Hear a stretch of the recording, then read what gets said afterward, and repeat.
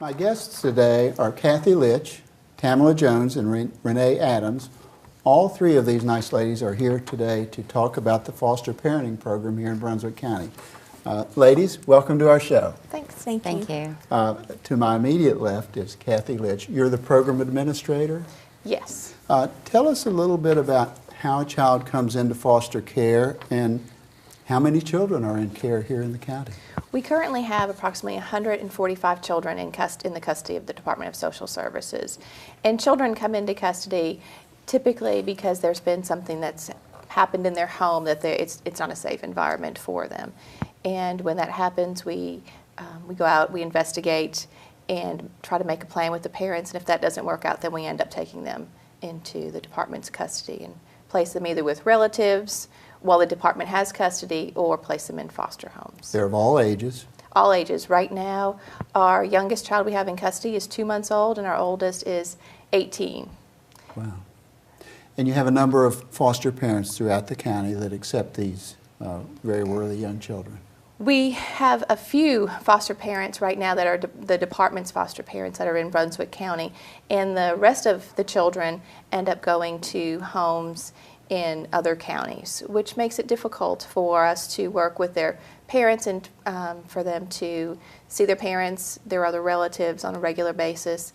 And it has a negative impact on the children. We have to move them because they can't go to their same school and they lose their friends. So it's a big disruption, which is why. So one of the messages here today is that you're looking for more very qualified foster parents. Yes. Is financial assistance available? Yes, the department gives a stipend to individuals to help them meet the needs of the child. So, clothing and feeding, shoes, activities, all of that's expensive, and so we do provide that. Absolutely.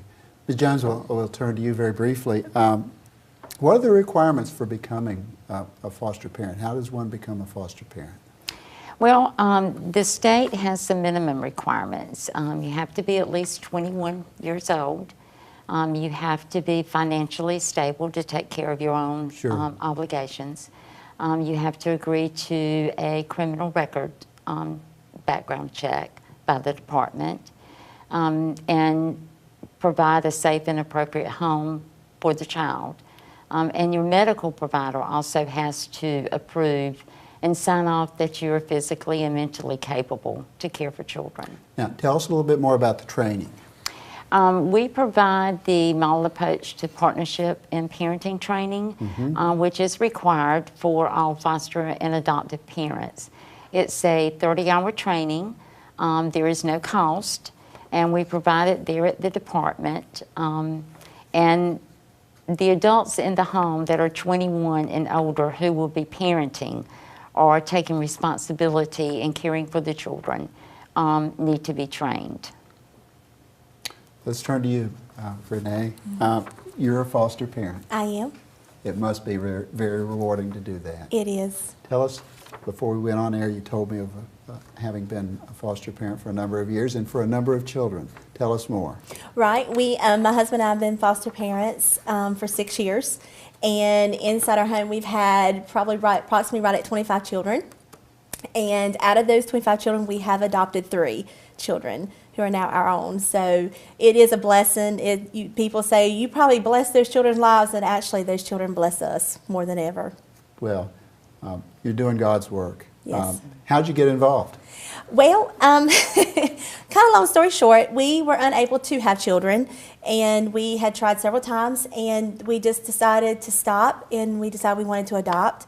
And we looked at the choice of adopting overseas, and it just didn't really, just financially didn't think we could do that, and just didn't seem right. And we decided, well, we need to probably do something in our own county and give back. And we found out about the foster care, and we went through that. And when we were going through foster care, I wasn't going there to foster. I was going there to adopt. So the good thing about that is when you do take children and you are fostering them if you're wanting to adopt. And we fell in love with fostering. It was a joy. The different children that come in your home and dealing with the parents. We actually enjoy talking with the parents, doing shared parenting. So it's something that I love. I love it. We found our niche. And I guess things were really quiet around your home, right? Yeah, it's always chaos at our house. It's never Controlled quiet. chaos. Yeah, but we like it. It was just great. Well, it's great. I'm sure our viewers will thank you personally if they were here for all that you've done. I want to turn back to you, Ms. Jones. Tell us about the Foster to Adopt program.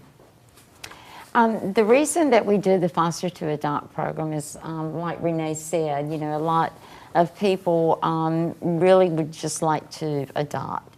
But what we try to do is train foster and adoptive parents the same way, because they are dealing with foster children when they come into their home. Yeah. And we are hoping that when a child is placed in their home, if adoption does come down the road, then those parents, the foster parents, would be willing to go through the adoption. So the child is still in their environment that they have been in, for several months or a couple of years. Sure. And it's a way to avoid from moving children from home to home. Ms. Ditch, it occurs to me that young foster children are just like the rest of us. They face challenges of all types. I'm sure there's a support system through your offices for these children. The social workers help them. We try to link the children as well as the foster parents and biological parents to the community resources that they need, whether it's medical needs, mental health needs. They have the support of the licensing social worker, the other agency social workers, and as well as the other foster parents. Excellent. Now, does one need to be married to be a foster parent? No. They can be single. They can have a significant other in the home, but they are both, required to go through the training. Now, one of the terms I've heard is shared parenting. Can one of you tell me more about that? I think Renee's good at that. Okay, good. Shared parenting is when you usually have a foster child that come into your home. You do want to talk with those parents, and what I've come to do is I like to call the parents right off and say, look, I'm the foster parent of this child. I'm not their mama, but I'm going to take care of them until you get on your feet. I'm not here to judge you. We're just here to, till things get a little bit better. And then they go home. And a lot of times when shared parenting, we make phone calls, let the child talk to them. With babies, I've actually had the mama to take a shirt off, wear a shirt all day long, and I'll meet her and I'll grab her shirt and put the shirt in the crib so the baby will always smell their mom. I mean, it's just doing little things like that. And it gives you trust with the child in the home when you know that their mama and you are getting along, and everything's great. And, you call and tell them about homework and things that's going on in school, and it just makes the whole ordeal just a lot better, especially for that child, because that's what we're here for, is trying to help that child. So it's a great thing. That's a great response. Thank you. Yeah. I know there's no typical stay, but what's the range for a child to stay in foster care? From months to years? It could be days. Yeah, it could be days, it could be months, and it could be years. And one thing that I would really like to point out is when a child comes into our custody at DSS, our goal at that point is reunification with the birth family. Good point. So the shared parenting piece, we really stress that in our MAP training. Makes a lot of people a little bit nervous. But in order to help reunite the child back with the family, the foster families do have to build a relationship with the birth families. And the ultimate goal is for that child to begin to trust the foster family and to build a relationship, the child and the birth family. And depending on the ending, sometimes regardless of what the ending is, everybody joins together and it just increases your family. So that's a piece of the shared parenting, plus it helps us with reunification with the family. And if someone or a couple were interested in being a foster parent, how would they make contact with your offices? They would contact the Department of Social Services, or they could call Tamala Jones directly. At 910-253-2112. Also, our next training will begin January 24th. It does run for 10 weeks, and it will be there at the county DSS office. And it will be from 6 to 9 p.m. in the evenings, one evening a week. Excellent. It's a great story that you have to tell. We thank you for being here, and we hope our viewers will know of the need for qualified foster parents here in Brunswick County. Again, thank each of you. Thank you. Thank you.